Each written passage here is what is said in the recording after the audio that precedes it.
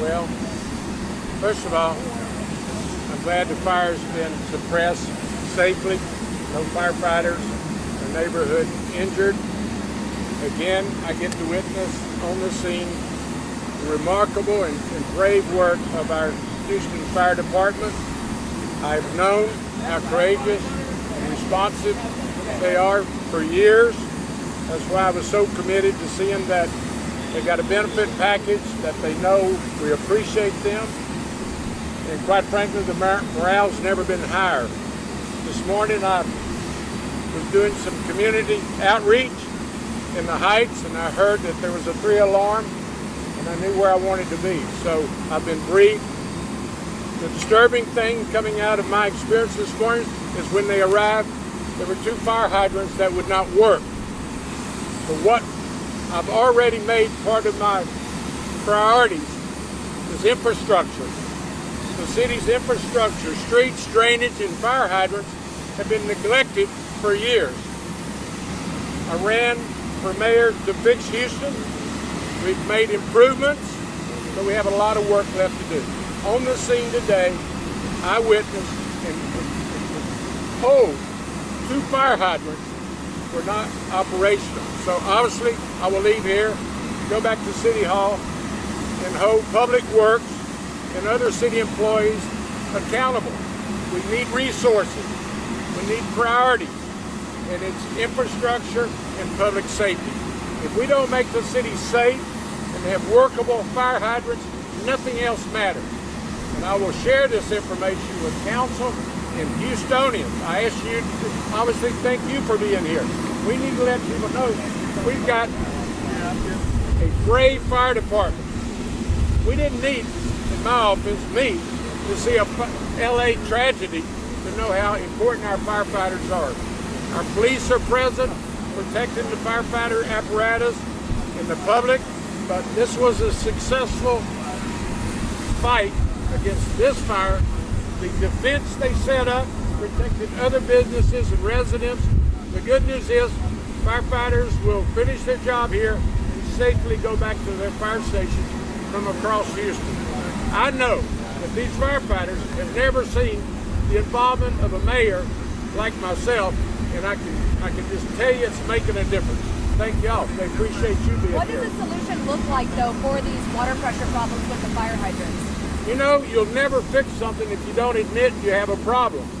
Previous administrations they declare success. Everything's fine. Well, when you get on the scene, you find things are not fine. There's been neglect, our streets, our drainage, our fire hydrants. So what I see as my job is to be transparent, tell the truth. We made a scene, a 3-alarm, and their first challenge was getting water because 2 fire hydrants in the city of Houston were not working. And I'm committed to share that information with the public and say, let's go to work. What is your message to firefighters when you find out something like that? Well, they know I care. So I tell them, thank you for doing your job. Make certain that they're safe. And they know I'm committed to improving and fixing Houston. They thank me for the job I'm doing, and they recognize it didn't get like this overnight, and it's going to take time to fix.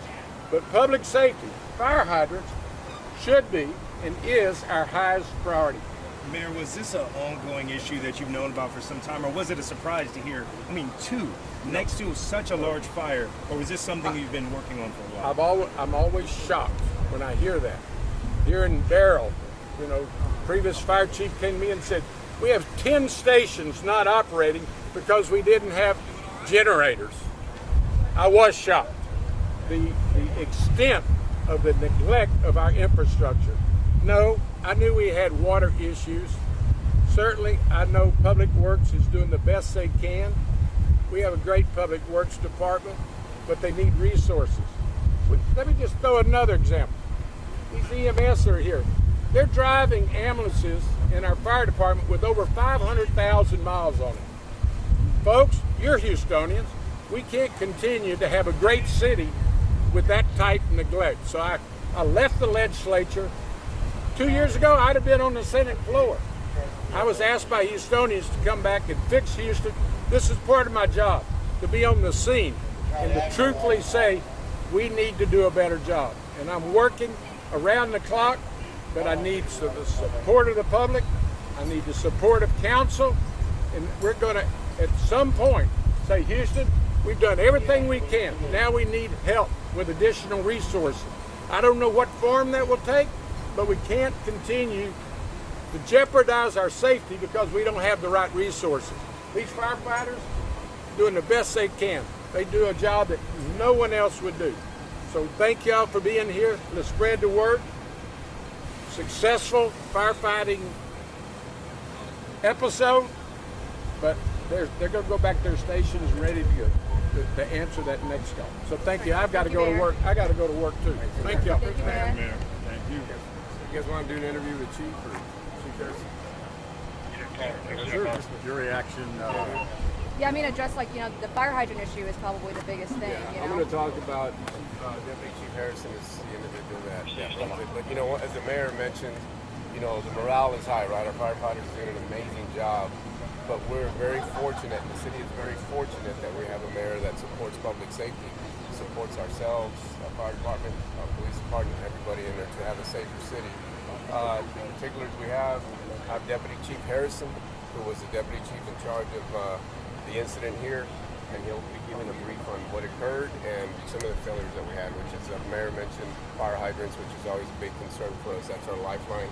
But the success that we're establishing is because of the support that the mayor continuously gives us, the city, and encouraging the public safety. So this cannot be done without his support. But as the chief, how do you feel about the fact that these two firefighters weren't working properly? Very concerning because that is our lifeline. That water is what establishes, you know, obviously what we need to put out the fire. More importantly, we need that to protect our firefighters. We need that water, and that is a very big concern. Issue for us that we're continuing to address, and as the mayor has mentioned time and time again, that is a necessity that we have. At the very minimum, we should expect that our hydrants are working, and our firefighters, when they show up on scene, we don't have to reestablish ourselves and the tactics because we have a fire hydrant that's not working. Has this problem happened before? And if so, how often? It does happen. But, you know, I'll get you the numbers on how often, but it does occur more than I like to see. So I had some of the numbers concerning the fire. This morning at 7:56 a.m. it got dispatched. The first unit got on scene at 8:01. That's 5 minutes. He immediately called for a defensive strategy. There was a lot of fire. We didn't feel like they could do a search at that time. Most of the building was involved. It did go to a 311, but we called for extra units at 8:12, which is about 11 minutes into it. So we were trying to keep ahead of the ball here. The fire was contained to the original building. We did have exposure that we thought we might have a problem with. It was this building right here, but we were able to keep the fire contained to the original building. We didn't have any injuries to civilians or firefighters. At this stage, we're just mopping up. We're going to be here probably most of the night. We'll have some apparatus committed due to the size of the building. We don't want to put anybody inside it for overhaul. So the early plan is just to leave apparatus probably here most of the night, swapping them out just to make sure that we don't have any problems later in the evening. 2 fire hydrants not working, right? Fire officials making their way here, doing great work, able to keep the fire contained, keep everyone safe. But how much of a delay does that cause for you all, and how do you all train for such a delay to be able to get around? So as far as the delay, we did have water on the backside, so we were able to start making some plans. At that point, that's when they called for the extra units. We knew that we were going to have a lot of hose out here. I think I heard 4,000 feet of hose stretching down this street, so it takes a lot of apparatus, it takes a lot of manpower to make that happen. The original commander was keeping ahead of the game. He called for the extra units. I got here and started helping him out, and we came up with the overall plan. Then we actually called for a third alarm because these guys can only work so long out here. Luckily, this wasn't July, but still, it's going to take a lot of manpower and apparatus. We're basically moving that water from the fire hydrant to right here, and that takes a lot of hose, a lot of power, a lot of man hours getting all that done. So it was a delay, but they had a plan. I mean, we got to deal with the facts here. We've got problems. We're not just going to let the whole block burn down. We're going to come up with Plan B. Plan B was to find some hydrants that work, get the water from there to here. Thank you. Which are the 2 hydrants that weren't working? I'm not sure. Okay. Yeah, I mean, we can get you that information later. But as far as right now, I mean, I don't have them mapped out in my head where they are. You said 4,000 feet? That was the number I was given. The initial hose line down this side is about 4,000 feet. How often would you say that you come across, whenever you're called out to seeing some fire hydrants not working or having low pressure? Well, 2 different things. Low pressure happens all the time. In those cases, we call our counterparts at Public Works, which I was on the phone with them early. Hey, can you boost the pressure? Brian Mason got a hold of me real quick, said, hey, we're on it. We've increased the pressure. Also, I'm sending somebody from his staff out here to be on scene to see if he can facilitate everything. So as far as working with Public Works, A+, they were part of the team and made things happen for us. Whose job is to maintain the fire hydrant, making sure they work? Whose job is that? I mean, ultimately, it's Public Works. We go out and periodically check them. If there's a problem, they get reported, and Public Works ultimately ends up fixing them, I believe. So you don't even know if they get fixed if you report them?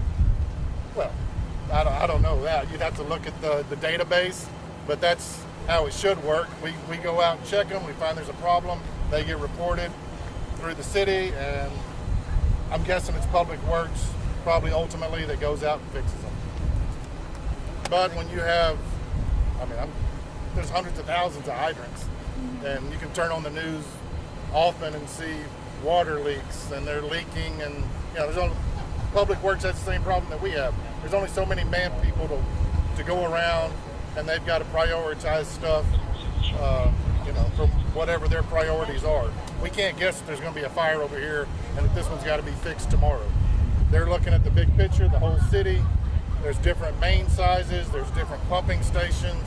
So they're looking at the big picture and doing their priorities on fixing it. And I don't have any problems with that.